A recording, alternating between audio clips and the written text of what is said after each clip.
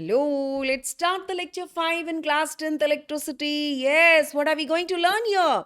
We are going to learn basically how to connect the different kind of the circuit. So, let's first look at this and understand about this old CRT television. देखा तो है ना इसके बारे में? It has got many devices like you have got this picture tube. Yes, it is here. The picture tube you can see here. Right, and you also have something called as the speaker. Yes, basic power circuit, and each of this component, they require different current. How are we going to provide different current to all the circuits? We are going to use something called as the resistor. Now, how to use this resistors in this basic circuit? Let's see. So we are going to connect it by connecting them in two ways. One is called as the series connection and other is called as the parallel connections. Now, how does the series connection look like? If the resistors are connected one after the other, छुक छुक गाड़ी बन के जा रही है ना, ये देखिए. हाँ, तो ये छुक छुक गाड़ी जैसे अगर आपका बन करके जा रहा है, तो we will say that this type of the connection is called as the series connections. And what about the parallel connection? In the parallel connections, we can see that the resistors are connected as shown in the figure number 2. Right, now they are connected between the point A and the point B, and what you can see in the series connection is, because the current has only one direction to flow, the current in each of this resistor will remain the same. But what about in a parallel connection? Now, in a parallel connection, the moment you connect it to the battery and then it is connected to point A and B, switch on the current will start flowing. When this current starts flowing, suppose you have got a current out here which is equal to I. This currents divide itself into the different circuit because the paths are different. रास्ता अलग अलग मिल गया उसको, तो तीन अलग अलग रास्ते में जो सारा करंट है वो बट जाएगा. But what remains same here? It is the potential difference which remains the same. The potential difference will remain the same in the case of the parallel circuit. Is it clear to all of you? Right. Okay. Now, once you have understood this, in the series connection, what is same? Yes, the current is the same, and in the parallel circuit, what remains the same? It is the potential difference. Okay, now we have understood about the series and the parallel connections. What next? We are going to derive a formula when the resistance are connected in series, and we are going to prove that the total resistance in the series connection is the sum total R1 plus R2 plus R3, that is the sum of all the resistance put together. Let's see. Hey, connect three resistance in series, one after the other. क्या बन गया बच्चों?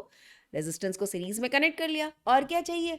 हाँ, चाहिए हमको एक meter. Meter is always connected in series. Uh key, uh battery, supply तो चाहिए ना. तो सप्लाई के लिए हमने क्या लगाया? यहाँ पर हमने एक बैटरी को लगा दिया. ठीक है, अब लगाने के बाद बैटरी का जो ये वाला टर्मिनल है, that is positive and this is negative. Okay, what you should do now?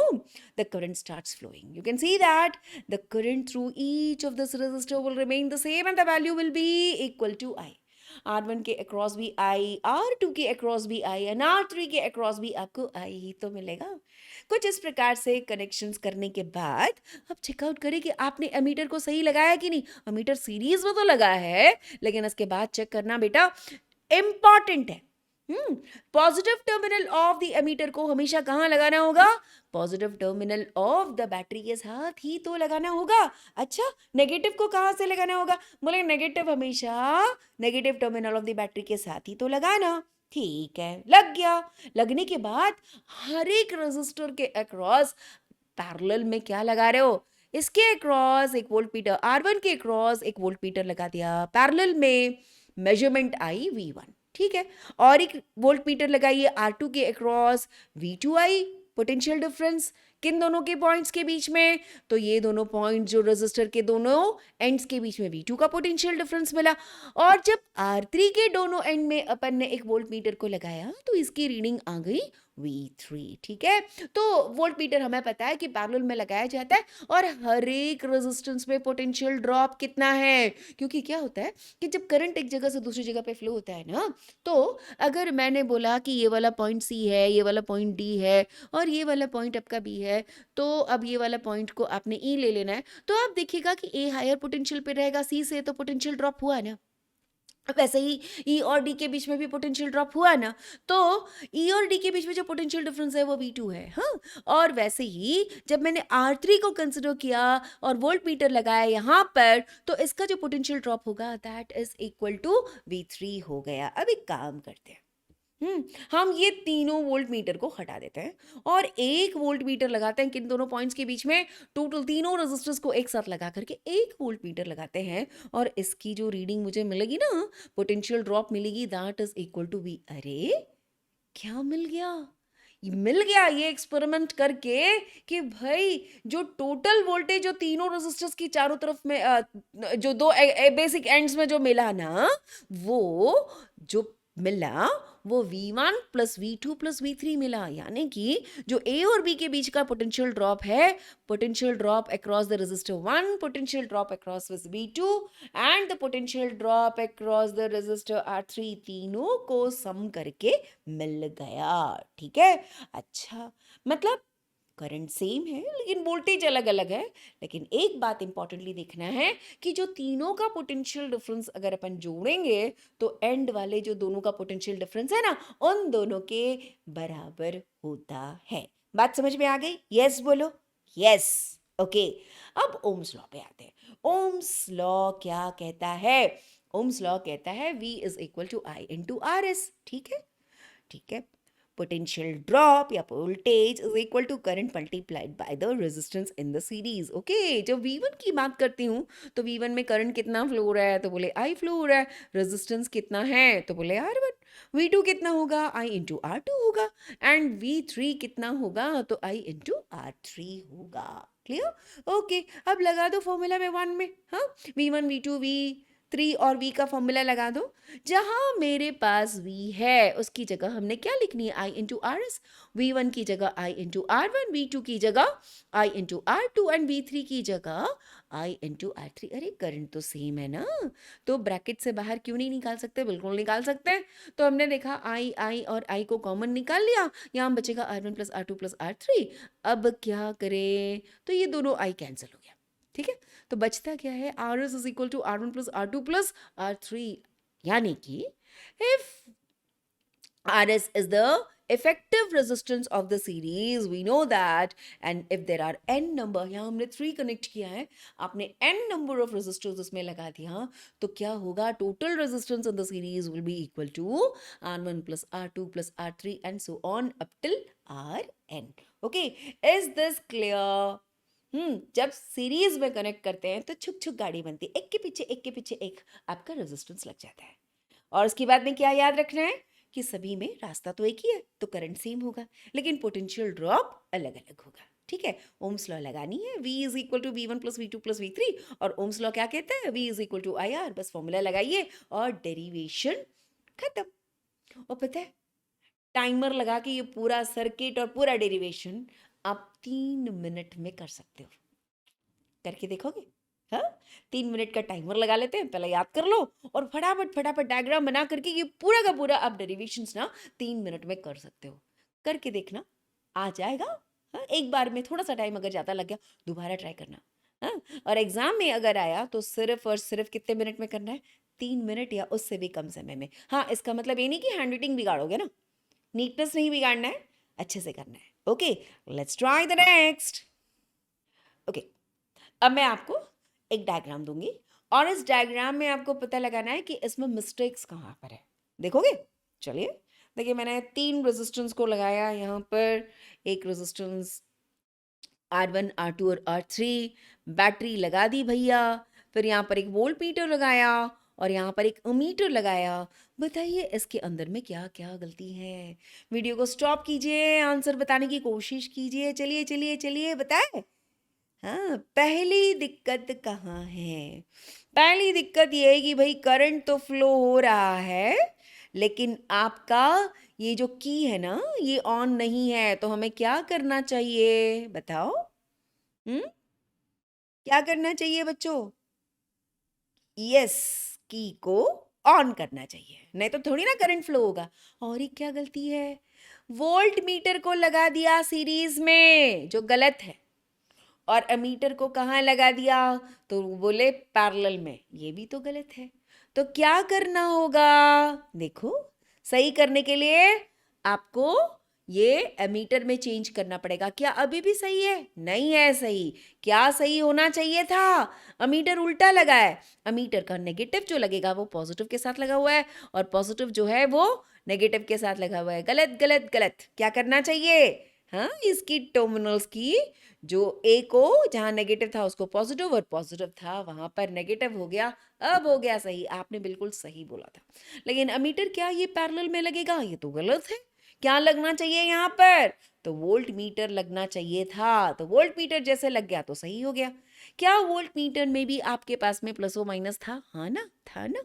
तो पॉजिटिव को कहाँ लगाएंगे? Positive terminal of the battery में लगाएंगे, और नेगेटिव को कहाँ लगाएंगे? उसको नेगेटिव साइड पे जोड़ेंगे। हो गया सही। हम्म, हो गया सही। बिल्कुल सही। ठीक है, चलिए अब नेक्स्ट करते हैं। Let us now derive a formula for effective resistance for three resistors which are connected in parallel and prove that 1 upon Rp, that means if the resistance are connected in parallel, the effective resistance is to be taken as 1 upon Rp, and it is equal to 1 upon R1 plus 1 upon R2 plus 1 upon R3. Now, parallel connections, right? Now, if there are resistances are connected in parallel, we have to connect the resistance like this. All of them connected to one point C, and all the other end of the resistors connected to another point that is equal to D. Right. Now, if the resistances are marked as R1, R2, and R3, and we complete the circuit by using a cell, that is E, which is written here, that is the source. We have a key, and this key को अपन ने on कर दिया। Current को major करने के लिए हमने ammeter लगा दिया, और इसके बाद 3 और अमीटर हमने लगा दिया, बिकॉज हमें पता है कि जैसे ही करंट जब बैटरी से निकल करके यहाँ पॉइंट सी में आएगी, उसको मिलता है कितना रास्ता? तो इसको मिलते हैं, हमको पता चला कि 3 रास्ते मिलते हैं। तो तीनों रास्ते में करंट अलग अलग हो जाएगा, और एक चौथा रास्ता जो है ना, वो है हमारा वोल्ट मीटर का। जो वोल्ट मीटर क्या करेगा? पॉइंट सी और पॉइंट डी के बीच में का पोटेंशियल डिफरेंस को मेजर करेगा। जो हमारा पहला अमीटर है, वो पहला अमीटर क्या करेगा? तो first ammeter will measure the current across the which is flowing in the resistor, which is R1. The second ammeter will measure the current in the resistance R2, and the third ammeter will measure the current in the resistor, that is R3. Right? So the current, if the resistances are different, then you can see that the current also will be different. भाई पता है आपको, resistance अगर ज़्यादा हुआ ना तो current कम flow, और रेजिस्टेंस अगर कम हुआ ना तो उसमें कंपैरेटिवली ज़्यादा करंट फ्लो होता है। भाई ऐसा क्यों? इलेक्ट्रॉन्स आर फ्लोइंग ना। इलेक्ट्रॉन्स जब फ्लो होता है, रेजिस्टेंस ज़्यादा है, इसका मतलब क्या? तो ऑब्स्ट्रक्शन इज मोर, रुकावट ज़्यादा है भाई। कौन कठिन रास्ते से जाना चाहेगा?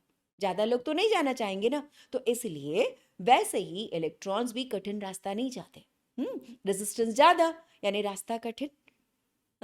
The obstruction is more, they don't want the obstruction to be more, so less amount of the current will be flowing if the resistance is more, and if the resistance is less, greater amount of the current will be flowing through it. Right? This can be seen here. Now what happens is, once you have connected this circuit, next we go for the derivations. Right? Now you can see that the current here, if it is the total current which is flowing, is equal to say I, and each of the circuit will be having the current I1, I2, and the current I3. Now what I can write here? The voltmeter. This is the voltmeter, and you know the voltmeter has got a very high resistance. And how is it connected? It is always connected in the parallel across the resistors. Okay, now the the voltmeter, I said high resistance. If it is like, if you talk about a ideal voltmeter, you know, this ideal voltmeter will have got infinite resistance. ऐसा होता नहीं है, लेकिन अगर बहुत ज़्यादा होगा ना तो इसको अपन क्या कहेंगे, इन्फिनाइट रेजिस्टेंस। मतलब ये R1 R2 और R3 के कंपैरिजन में इस वोल्टमीटर की रेजिस्टेंस को बहुत बहुत बहुत बहुत बहुत हाई होना है। क्यों हाई होना है भाई? मैं तो चाहती हूँ कि जो मैक्सिमम करंट आता है ना वो यहाँ बैटरी से निकले और ये तीनों रेजिस्टर्स में से फ्लो है। हम नहीं चाहते कि इसके अंदर से कोई करंट ज़्यादा फ्लो हुए। मेजर तो करना पड़ेगा, थोड़ा तो करंट फ्लो होगा, लेकिन लेकिन इसकी रेजिस्टेंस को इतना हाई रखना है कि इसमें minimum amount of the current जाए, है ना।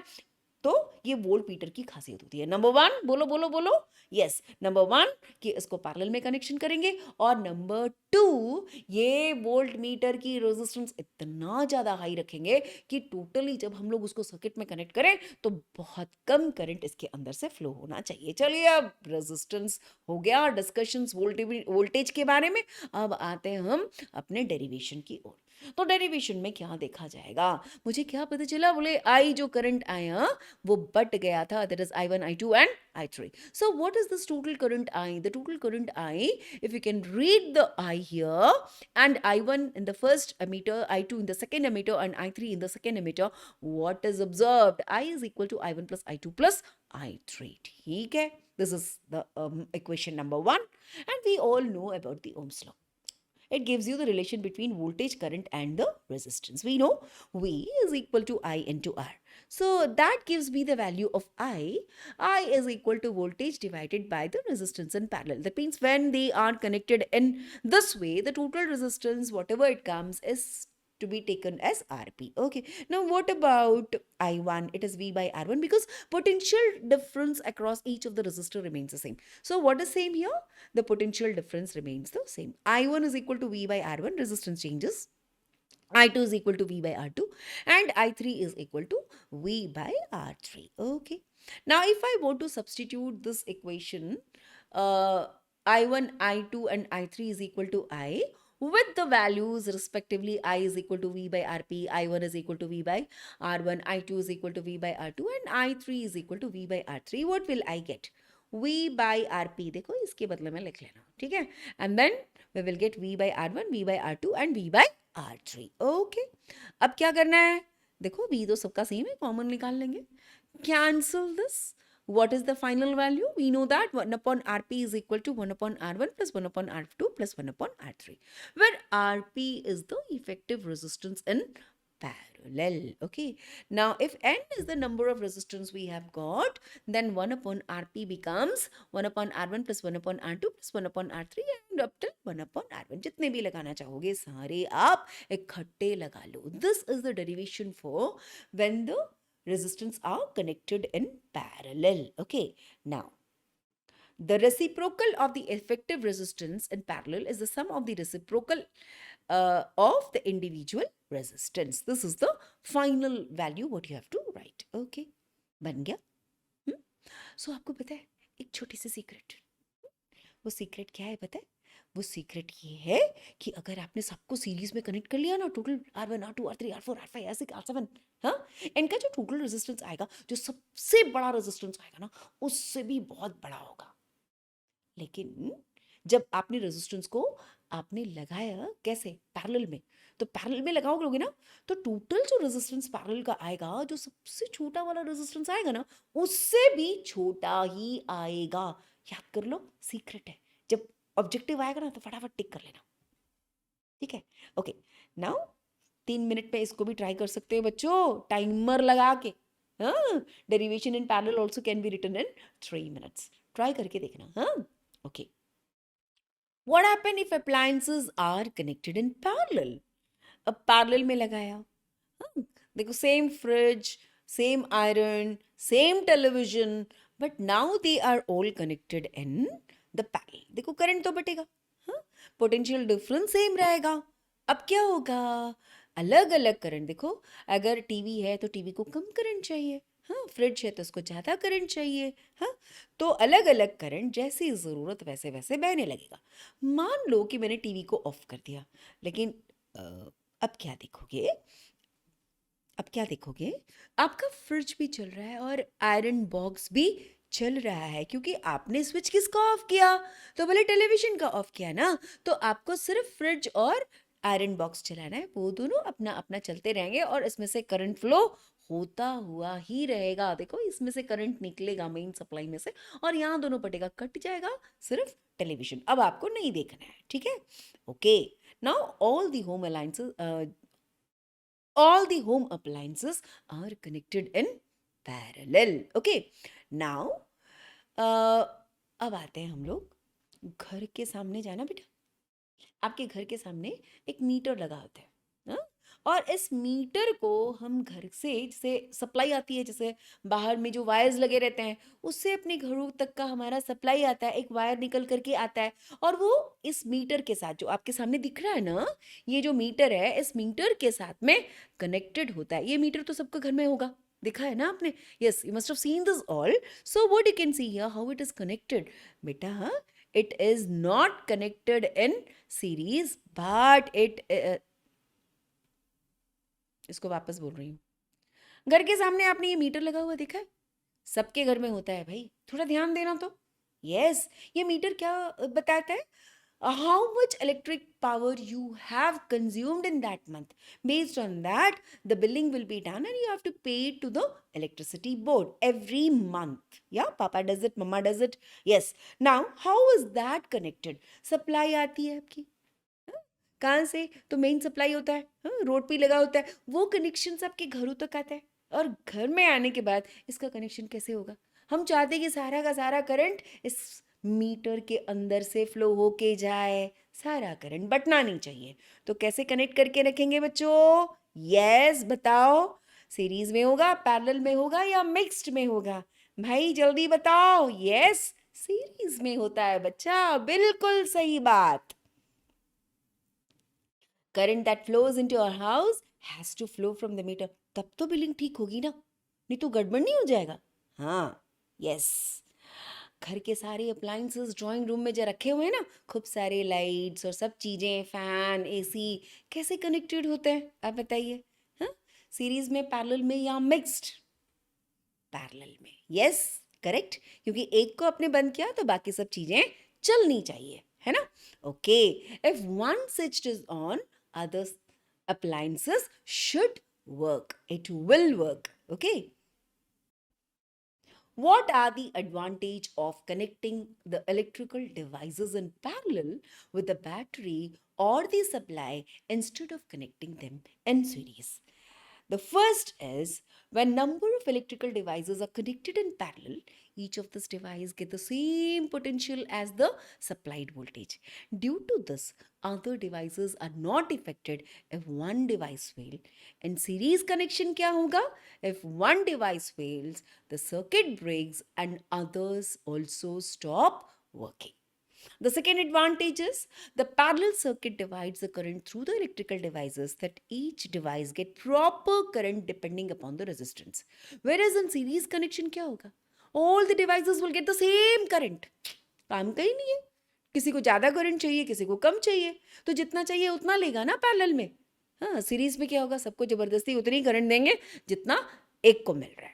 Third is, total circuit resistance can be reduced by connecting the devices in parallel. अपन ने क्या बताया था, सीक्रेट बात, हाँ, बताया था कि रेजिस्टेंस अगर पैरेलल में कनेक्टेड हो तो वो जो टोटल रेजिस्टेंस होता है ना, सबसे छोटा रेजिस्टेंस से भी कम रेजिस्टेंस का हो जाता है। So these are the advantages of connecting the circuit with all the devices in parallel.